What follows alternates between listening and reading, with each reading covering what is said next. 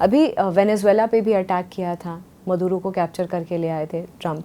फिर वो बात करते ग्रीनलैंड को भी डराया धमकाया था, कैप्चर करने की बात हुई थी।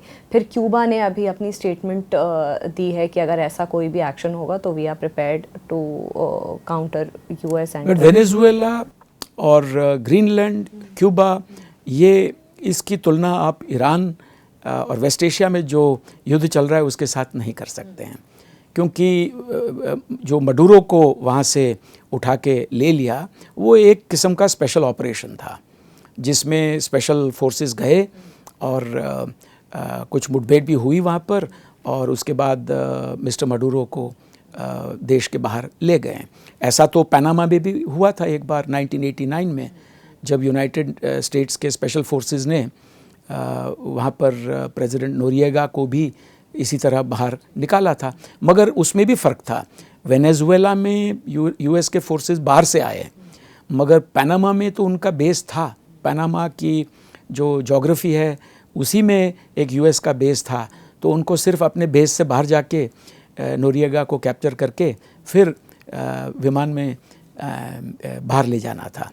ग्रीनलैंड में अभी कुछ हुआ नहीं है, और क्यूबा में भी ये कह सकते हैं कि कोई युद्ध तो शुरू नहीं हुआ है।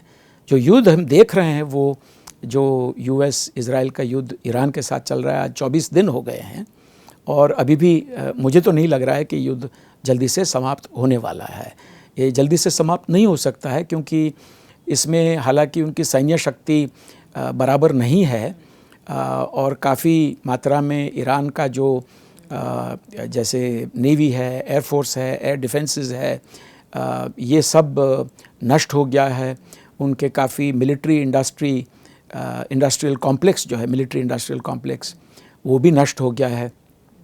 मगर आज की दुनिया में हम ये देख सकते हैं, चाहे गाज़ा वर्सेस इज़राइल हो, चाहे यूक्रेन वर्सेस रशिया हो, या फिर अब चाहे Iran versus USA and Israel हो, हमें ये देखने मिलता है कि जो लेस पावरफुल कंट्री होती है उसके पास भी एसिमेट्रिकल मीन्स होती है, जिससे वो एब्सोल्यूट गैप इन पावर जो होता है, शक्ति में जो डिफरेंस होता है, उसको वो कवर अप कर सकता है। जैसे ईरान है, उनके पास कोई एयरफोर्स तो है नहीं, उनके पास एक बहुत पुराना एयरफोर्स था, वो भी अभी नष्ट हो गया है। उसमें कुछ Su-24 जो सोवियत यूनियन से लिए हुए एयरक्राफ्ट थे, फाइटर एयरक्राफ्ट। फिर उनके पास F-14 टॉमकैट, वो भी बहुत पुराने सैंक्शंस से पहले ज़माने के यूएस से लिए हुए, शाह के ज़माने के।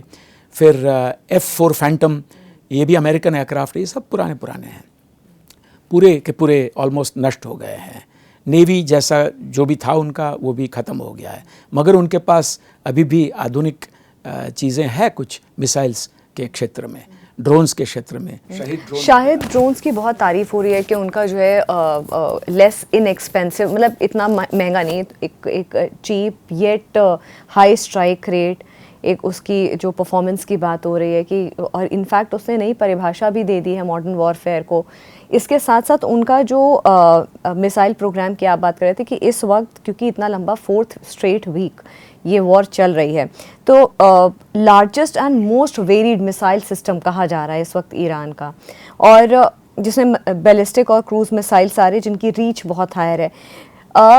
इससे पहले जो स्ट्राइक रेंज को लेकर के खोमेनी के टाइम पे, अली खोमेनी के टाइम पे एक लिमिटेशन थी, लेकिन जो 12 दिन का इजराइल के साथ वॉर चला था उसके बाद ये लिमिटेशन भी हटा दी गई थी। तो उनकी तैयारी उसको लेकर भी थी, प्लस क्लस्टर वॉरफेयर। ये एक नया, अगेन मॉडर्न वॉरफेयर को एक नई परिभाषा देने वाला कि क्लस्टर म्यूनिशन का इस्तेमाल करके कैसे टारगेट को करना है, क्योंकि यही डिफेंस एनालिस्ट कह रहे हैं कि अगर ईरान का air system, air defence system, military, navy, सब कुछ अगर डिस्ट्रॉय हो चुके, येट इतना लंबा अगर कोई वॉर, वो भी यूएस के साथ, प्लस एक और बात आ रही थी कि F-35 को लेकर के भी अलग अलग वर्जन है कि ईरान ने मार गिराया। F-35 सबसे महंगा, costliest, around $100 million F-35 fighter jet, जो कि एडवांस्ड फाइटर जेट है, उसको लेकर के था कि यूएस के फाइटर जेट को गिरा दिया F-35 को। यूएस का कहना है कि due to some emergency Middle East में लैंड करना पड़ा, लेकिन ईरान क्लेम कर रहा है कि हमने उसको मार गिराया। अगेन एक नैरेटिव जो जाता है इंटरनेशनल लैंडस्केप में कि भाई इतना महंगा अगर फायर जेट गिरा दिया है या किसी, अगेन अलग अलग वर्जन है जिसको लेकर के भी कि ये मॉडर्न वॉरफेयर कहाँ जाते हुए दिख रहा है, ये वॉर कब रुकेगी? अगर ईरान पूरी तरीके से डिस्ट्रॉय हो चुका है डिफेंस वाइज, तो कैसे ये वॉर खींच इसमें आपने दो सवाल एक साथ पूछे हैं जी। एक तो कि जो युद्ध की परिभाषा है, व्याख्या मॉडर्न है, वॉरफेयर वो बदल रही है। उसमें सबसे जो बड़ा जो परिवर्तन आया है वो ये है कि beyond visual range weapons use होते हैं आजकल, और काफ़ी मात्रा में मिसाइल्स और ड्रोन्स पे आधारित होता है। अब जो शहीद ड्रोन्स है फॉर एग्ज़ाम्पल, जो ईरान ने परफेक्ट किए हैं, उन्होंने काफ़ी मात्रा में इसका प्रोडक्शन भी किया है, पहाड़ों में डीप अंडरग्राउंड बंकर्स में और स्टोरेज में उनको स्टोर किया है, और मिसाइल्स जो है उसके वो भी अलग अलग टाइप के उसने अलग अलग रेंज के बनाए हैं।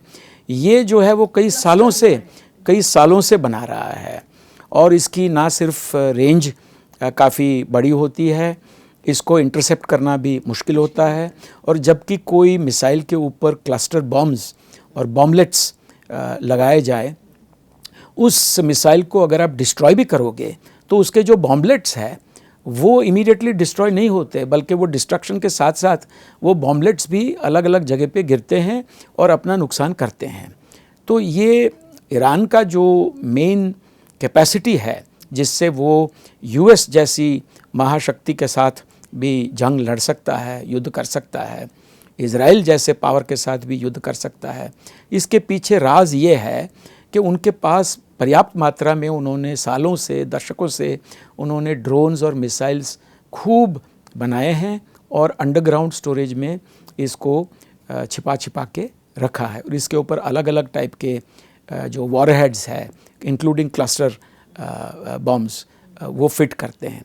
तो आपने देखा होगा कि शुरू में वो शॉर्ट रेंज मिसाइल्स यूज़ कर रहे थे, अब धीरे धीरे 4000 किलोमीटर तक आ गए हैं, जो कि उन्होंने उस शहरियार मिसाइल्स जो है वो भी यूज़ किए हैं। इंडियन ओशन में डिएगो गार्सिया तक जा सके थियोरेटिकली, ऐसे 4000 किलोमीटर वाले मिसाइल्स भी यूज़ किए हैं। तो ये जो चीज़ है वो युद्ध में हम देख रहे हैं, और ये हमने यूक्रेन वॉर में भी देखा है कि रशिया जैसी एक वैसे देखा जाए तो शक्तिशाली सेना है यूक्रेन के कंपैरिजन में, और या किसी के भी कंपैरिजन में, जिसके पास इतनी मात्रा में टैंक्स और अलग अलग वॉर प्लेन्स हो, टेक्नोलॉजीज़ हो, वो एक छोटी शक्ति नहीं मानी जाती है, तो भी यूक्रेन को वो हरा नहीं सके हैं। तो इसका कारण क्या है कि शुरू में लगा कि प्रोग्रेस हुआ, उसके बाद यूक्रेन ने भी ड्रोन्स और काउंटर ड्रोन्स टेक्नोलॉजी को परफेक्ट किया है और उसको यूज़ कर रहे हैं, बाद में और देशों ने मदद भी किया। तो ईरान के केस में अभी वो सिलसिला चल रहा है कि मिसाइल्स और ड्रोन्स जो है वो 15-20 हज़ार का होता है, 10 हज़ार का होता है, और उसको गिराने के लिए जो पेट्रियट मिसाइल्स वगैरह है जो कि यूएस और इज़राइल यूज़ करते हैं अपने एयर डिफेंस सिस्टम्स में, चाहे उसको आयरन डोम का हो, चाहे आप उसको डेविड स्लिंग का हो, ये जो है वो 2 million, 3 million, 4 million US dollars का एक मिसाइल होता है। तो 10,000 का एक ड्रोन या 20,000 का एक ड्रोन है, उसको डिस्ट्रॉय करने के लिए आप अपने पूरे पेट्रियट मिसाइल ख़त्म कर दोगे, और इनके पास तो हज़ारों की संख्या में ये चीज़ है। तो ये अभी मैं देखता हूँ कि युद्ध इसीलिए समाप्त इतनी जल्दी से नहीं हो सकता। जहाँ आपने दूसरा सवाल पूछा F-35 का, ये F-35 लाइटनिंग 2 एयरक्राफ्ट जो US का है वो आधुनिक है, वो 5th जनरेशन एयरक्राफ्ट है, वो स्टेल्थ एयरक्राफ्ट है। स्टेल्थ का मतलब है कि उसमें गुप्त टेक्नोलॉजीज़, वो गुप्त रहता है, वो रडार में उसका जो सिग्नेचर है वो ना के बराबर या ज़ीरो होता है, इसलिए उसको स्टेल्थ कहते हैं। तो स्टेल्थ मटेरियल्स से आता है, स्टेल्थ उसके एरोडायनेमिक शेप से आता है, स्टेल्थ उसके ऊपर कोई स्पेशल कोटिंग हुआ है, पेंट्स हुए हैं, रिफ्लेक्टर्स है, उसके आधार पर भी आता है। ये F-35 जो है वो एक स्टेल्थ एयरक्राफ्ट है। ईरान ने ऐसा दावा किया है कि हमने इसको ना सिर्फ आइडेंटिफाई किया है, यानी कि इतना स्टेल्थ नहीं था तभी तो आइडेंटिफाई हुआ, मगर कि हमने इसको मारा भी है। ये एक दावा है, इसकी कोई इंडिपेंडेंट पुष्टि हुई नहीं है अभी तक। कंसिडरिंग कि उनका एयर डिफेंस सिस्टम डिस्ट्रॉय हो चुका है, उसके बावजूद उसको नहीं, आइडेंटिफाई इसका भी कारण है, क्योंकि ईरान के पास एयर डिफेंस सिस्टम्स तो डिस्ट्रॉय ज़्यादातर हो गई है, मगर अलग अलग टाइप के उसके पास रेडार्स भी होते हैं, पुराने ज़माने के भी हो सकते हैं, उनके पास कोई और टेक्नोलॉजीज़ जो जिसको हम जुगाड़ कहते हैं उस टाइप का भी उन्होंने एक एयर डिफेंस जो बचा है उसके पास वो होगा।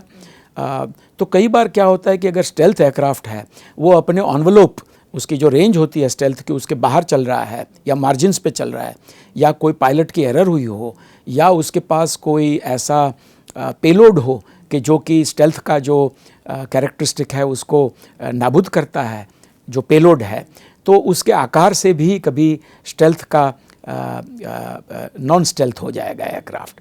तो ये तो किसी एयरक्राफ्ट के साथ भी हो सकता है। एक एयरक्राफ्ट को मारने का दावा करने से यूएस को कोई फ़र्क नहीं पड़ता है, दुनिया को कोई फ़र्क नहीं पड़ता है। और F-35 $100 मिलियन का एयरक्राफ्ट है।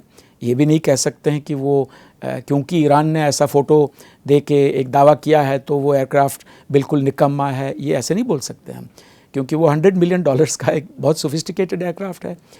एयरक्राफ्ट जिसको हम 4.5 जनरेशन कहते हैं वो तब बनता है, जैसे कि हमारा भी LCA मार्क 1, तेजस मार्क 1 है, मार्क 1A है, मार्क 2 है, ये सब जो हम आत्मनिर्भर भारत से बना रहे हैं इंडिया में, ये 4.5 जनरेशन एयरक्राफ्ट है। वो तब बनता है कि जिसमें अलग अलग टाइप की न्यू टेक्नोलॉजीज़ हो, जैसे AESA टाइप का जो रडार है, वो रडार अगर उसमें लगा हुआ है तो वो फिर 4.5 जनरेशन बन जाता है। what they call the advanced electronically scanned array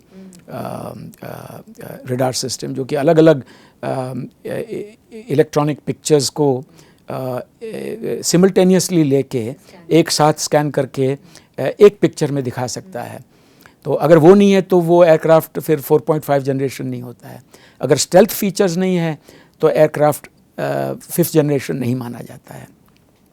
तो F-35 का एक का दावा करने से उससे कोई फ़र्क नहीं पड़ता। मगर सर एक जो नैरेटिव है F-35 को लेकर के, क्योंकि 15 कंट्रीज़ एक varied version of F-35 presently use कर रही हैं। यूएस ने इंडिया को भी, भारत को भी ट्रंप ने ऑफ़र किया था कि F-35 के लिए जब लास्ट ईयर प्रधानमंत्री नरेंद्र मोदी वाइट हाउस गए थे, लेकिन इंडिया ने इस वक्त तक कोई अभी तक इंक्लिनेशन दिखाया नहीं F-35 को लेकर। लेकिन जो एक नैरेटिव है एक स्टेल्थ पावर को लेकर के, एक one of the highly boasted एक फाइटर जेट्स एक अमेरिका का, उसको लेकर के जो नैरेटिव जो बना है, और ख़ासकर वो जो 15 कंट्रीज़ जिसके पास इनके वेरिड वर्जन है कि अगर ईरान गिरा सकता है इतना महंगा और इतना स्टेल्थ, ईरान ने कोई दावा पुष्टि तो की नहीं है कि ईरान ने एक्चुअली गिरा है। यूएस ने तो कहा है कि ये एयरक्राफ्ट जो है वो बेस को वापस आ गया है और पायलट सेफ है। तो ये इसके ऊपर हम अपने विचार नहीं जोड़ सकते हैं, क्योंकि इसकी पुष्टि करनी पड़ेगी। अगर दावा किया है तो इंडिपेंडेंटली प्रूव करना पड़ेगा। मगर 5th जनरेशन की अगर F-35 की बात लें आप, तो इंडिया में भी तो एक आत्मनिर्भर भारत का प्रोग्राम है। हम भी जाके 5th generation aircraft, fighter aircraft बनाना चाहते हैं, जिसको हम AMCA कहते हैं, जो एडवांस मीडियम कॉम्बैट एयरक्राफ्ट जो है AMCA 1, जिसमें हम GE 414 इंजन्स लगाएंगे। बाद में हम AMCA 2 भी बनाने वाले हैं, जो AMCA 2 भी 5th जनरेशन होगा, जिसमें जो साफरान के साथ हमने अभी 120 kilo Newton fighter aircraft engine और हायर थ्रस्ट जो हमने एक करार किया है, उनके साथ अग्रीमेंट किया है बनाने के लिए, वो मोर पावरफुल इंजन जो है वो AMCA 2 में लगेगा। तो आत्मनिर्भर भारत के संदर्भ में भी हम एक स्टेल्थ एयरक्राफ्ट के बारे में ऑलरेडी प्लान कर रहे हैं। AMCA जो है उसके 5 प्रोटोटाइप्स ऑलरेडी बन रहे हैं, और 2029 तक शायद उसकी एक टेस्ट फ्लाइट भी हो जाएगी, और 2035 तक हो सकता है मैन्युफैक्चर होके डिप्लॉय भी हो जाए। बाकी देखें तो पर्याप्त मात्रा में भारत सरकार ने माननीय नरेंद्र मोदी जी के नेतृत्व में राजनाथ सिंह हमारे रक्षा मंत्री है, इन्होंने सबने पर्याप्त मात्रा में एयरक्राफ्ट बनाने का निर्णय भी लिया है, जो कि तेजस मार्क 1, 1A और मार्क 2 ये सब मिला के सेवरल हंड्रेड्स ऑफ एयरक्राफ्ट्स हमारे पास बन रहे हैं, बनने वाले हैं। 43 एयरक्राफ्ट हमने 40 एयरक्राफ्ट हमने पहले तेजस मार्क LCA मार्क 1 के ऑर्डर किए, उसके बाद हमने LCA मार्क 1A के 83 एयरक्राफ्ट ऑर्डर किए, उसके बाद 97 ऑर्डर किए उसी एयरक्राफ्ट के, फिर मार्क 2 के हम लगभग 120 एयरक्राफ्ट ऑर्डर करेंगे। एमका के भी तकरीबन एमका 1 और 2 मिला के 120 एयरक्राफ्ट होंगे। तो इसमें हमारे पास काफ़ी एयरक्राफ्ट ऑलरेडी आ चुके हैं। फिर 36 रफ़ाल भी हमने ऑर्डर किए हैं, जो कि ट्विन इंजन एयरक्राफ्ट है, जो कि एमका 2 की तरह 2 इंजन वाला एयरक्राफ्ट है। LCA हमारा तेजस जो है सिंगल इंजन है, तो रफ़ाल जो है वो डबल इंजन वाला, एमका भी डबल इंजन वाला बनेगा। और 26 नेवल वेरिएंट ऑफ रफ़ाल भी हमने ऑर्डर किया, टोटल बन के वो 62 हो गए। तो अभी आगे जाके देखना है कि 114 जो multi role fighter aircraft MRFA के तहत जो 114 की बात हो रही है, वो कॉन्ट्रैक्ट कहाँ जाएगा, वो रफ़ाल की तरफ जाएगा या कोई और कंपेटिटर की तरफ जाएगा, वो सरकार जो उचित समझेगा, जो आर्म्ड फोर्सेस की ज़रूरतें होगी उसके हिसाब से चल के वो अच्छा सा निर्णय लेंगे।